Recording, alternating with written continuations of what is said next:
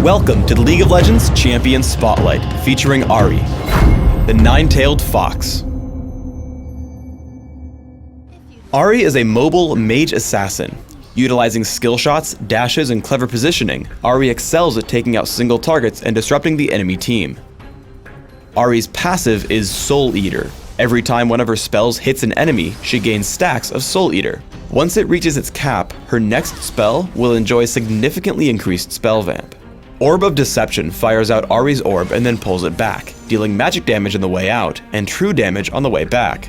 I take Orb of Deception at level 1 and max it by level 9. Foxfire creates 3 orbiting flames around Ahri. These flames then seek out and damage any nearby enemies who wander too close. Single targets can be hit multiple times, but extra hits deal reduced damage. I take Foxfire at level 4 and max it last. Charm sends out a skill shot nuke that damages and charms the first enemy it hits. Charmed enemies are slowed and walk toward Ahri for a short time. I take Charm at level 2 and max it by level 13. Ahri's ultimate is Spirit Rush. When activated, Ahri dashes toward the cursor and damages 3 nearby enemies. Ahri may dash twice more within a few seconds of first using Spirit Rush before it goes on cooldown. In early laning, I make sure to count the charges on Soul Eater. Once I've capped it out, I use Orb of Deception to hit as large of a minion wave as possible, returning the most health I can.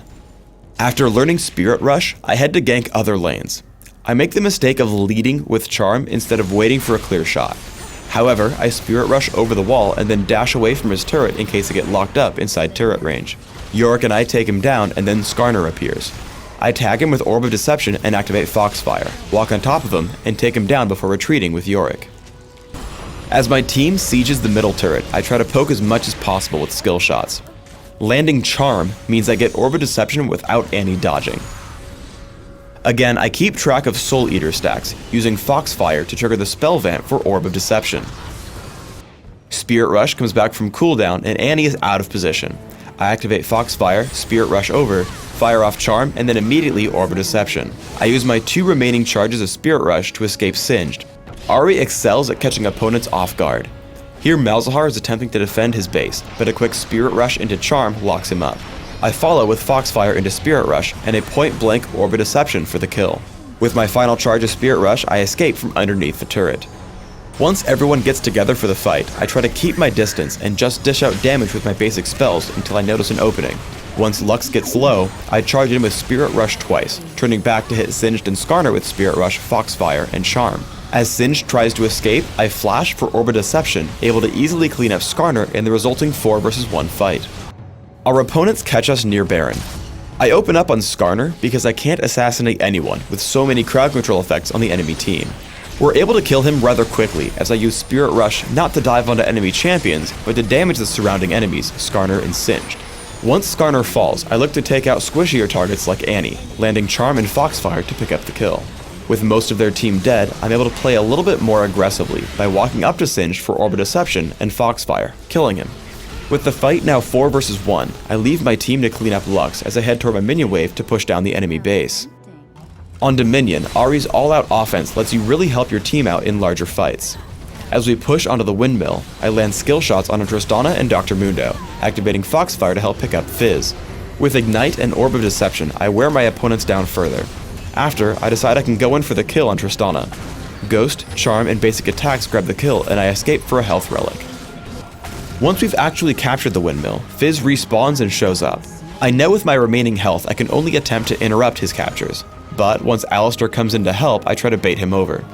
He lunges at us with Playful Trickster, and as soon as Alistar lands Pulverize, I tag him with Charm, allowing Alistar to headbutt him away for a kill underneath our turret.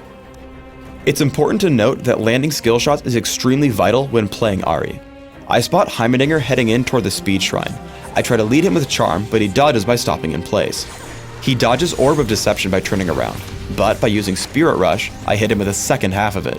Now out of cooldowns and missing half my spells, I foolishly chase Heimerdinger through his turrets, falling to their damage output and his rockets.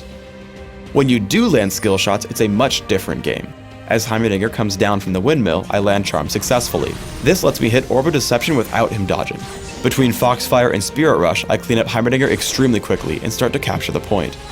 For runes, I take magic penetration marks, ability power per level seals, ability power per level glyphs, and flat ability power quintessences. This build is aimed at giving me the greatest possible magic damage at all stages of the game. My masteries are 2109, taking all the magic damage and ability power increasing masteries in offense, while taking bonus mana, mana regeneration, and increased neutral buff duration in utility. I take Ignite and Flash for summoner spells in Classic, subbing out Flash for Ghost in Dominion. In either case, I master all my summoner spells in their respective trees. In Classic, I open up with a Sapphire Crystal and 2 health potions. I upgrade quickly to Catalyst the Protector and grab Boots of Speed before upgrading further to Rod of Ages and Sorcerer's Shoes. I then start major ability power purchases through Ravenant's Deathcap, Will of the Ancients, and if required, Void Staff. I then buy a Lichbane and consider selling Rod of Ages for Rylet's Crystal Scepter. In Dominion, I take a similar build, but open with Prospector's Ring and Boots of Speed while skipping the Rod of Ages.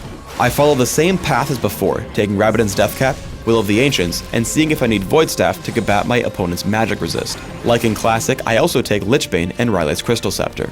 Thanks for tuning in to the Ahri Champion Spotlight. Please subscribe to the Riot Games YouTube channel above, and don't forget to thumbs us up just below the video.